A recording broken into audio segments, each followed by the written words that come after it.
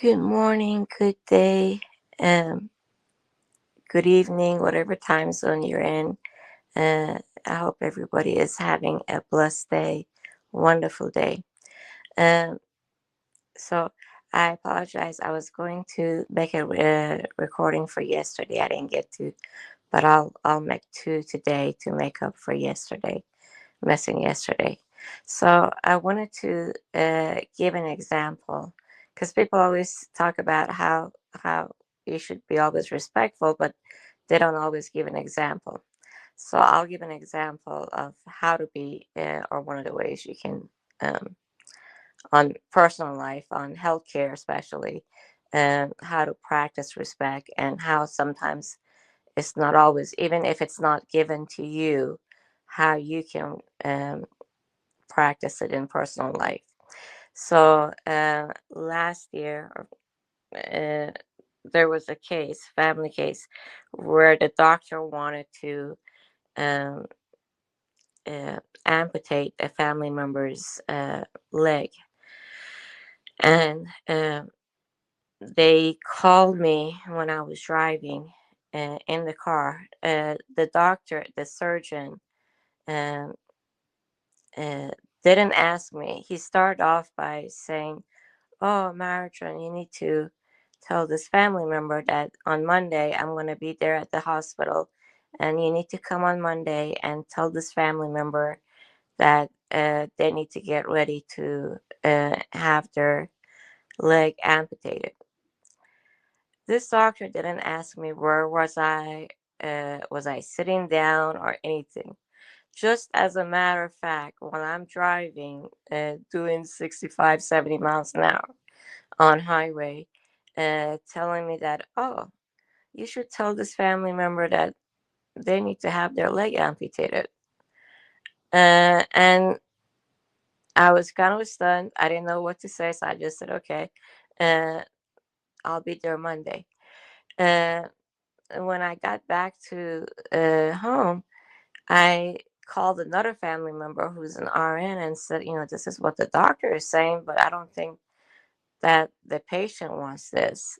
So I also called the family doctor, and both people said, "No, that's not, let's not get rash into doing something uh, when you haven't uh, done all the other options," because this person, the patient, had a very bad staph infection, and the infection was in no way under control, uh, and was in no way being controlled.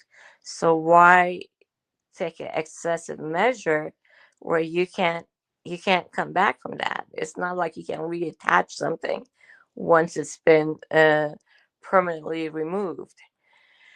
Um, but when I first got home, my first response was, "How dare this doctor uh, put me in a very bad position where I'm driving and giving me life and death, or to me, where it was life and death, medical news without even making sure I was in a safe space or sitting down or something." I mean, I was sitting down, I was driving, so clearly I was sitting down, but the doctor didn't even once ask, "Or is this a good time? Can I can I talk to you?" or anything. Uh, and he said it as a very matter of fact that he's doing that as a medical procedure. Didn't ask one time, "We need to discuss this. We need to have this as an option." He's telling me what it is that I got to do, uh, and what the patient has to do, without ever asking, "Is this an option?" Or "We need to discuss this."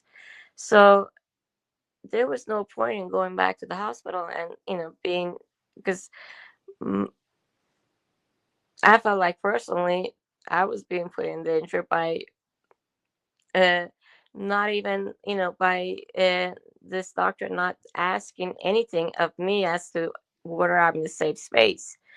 Uh, so sometimes you want to react immediately and respond immediately to people, when they're being rude or when they're being inconsiderate, or uh, at this point, to me, when they're putting your life in danger at times.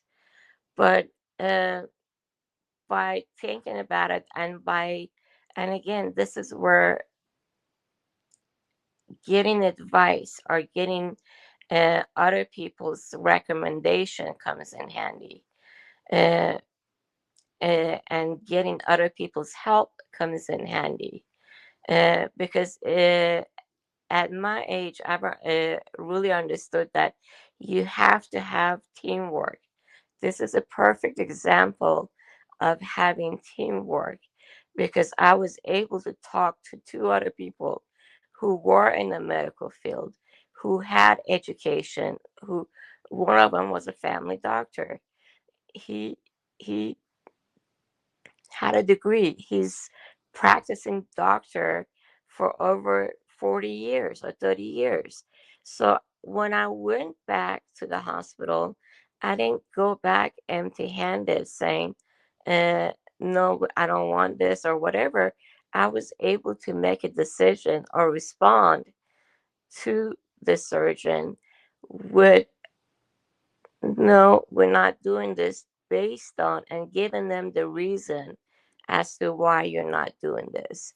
So uh, that's the other factor, is you can say no to people, but also give them the reason and back up your reason as to why you're not doing something.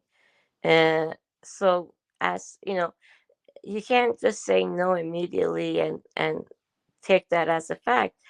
You have to understand, a major hospital, when they have a doctor, that doctor has his whole hospital backing him up.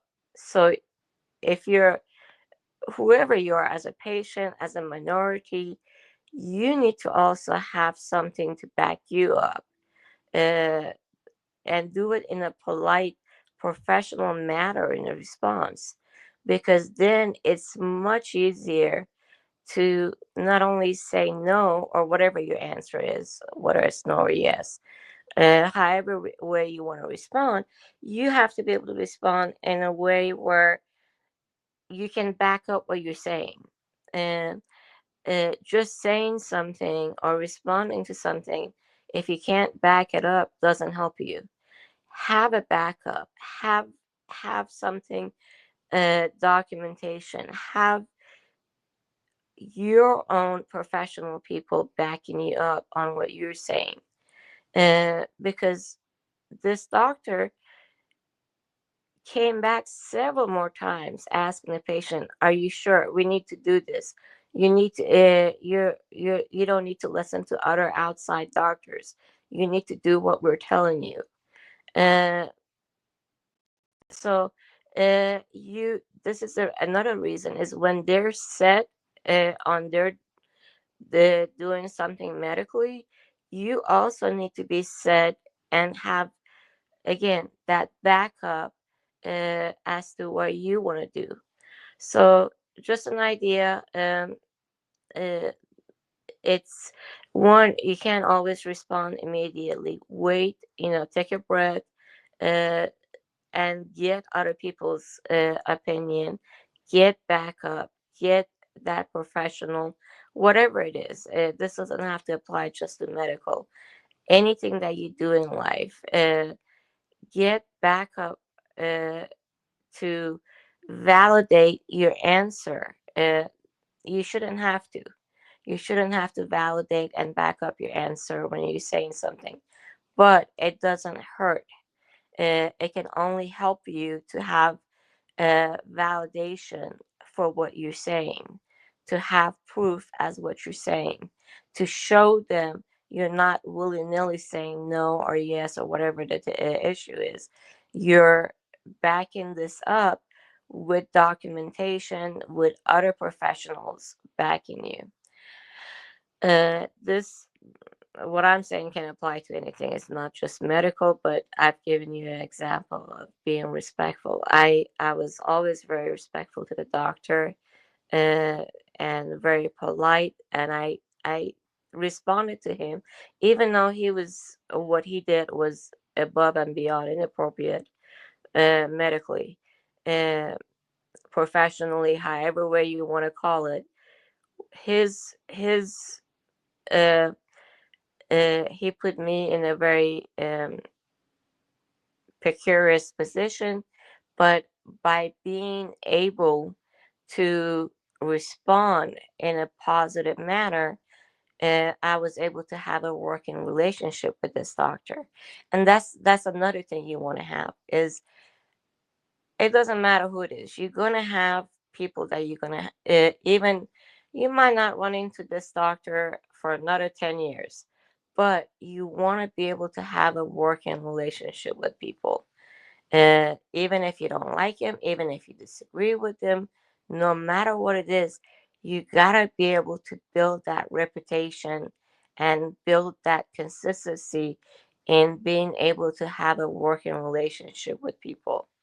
Uh, and so, uh, another idea on how to practice being respectful.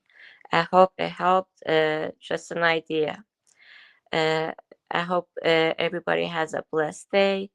Please like and subscribe, and if you can comment, it would be greatly appreciated. I have my Instagram page on my YouTube. It shows what my Instagram and stuff are. If you could follow me on Instagram also, it would be greatly appreciated. Thank you. Have a blessed day.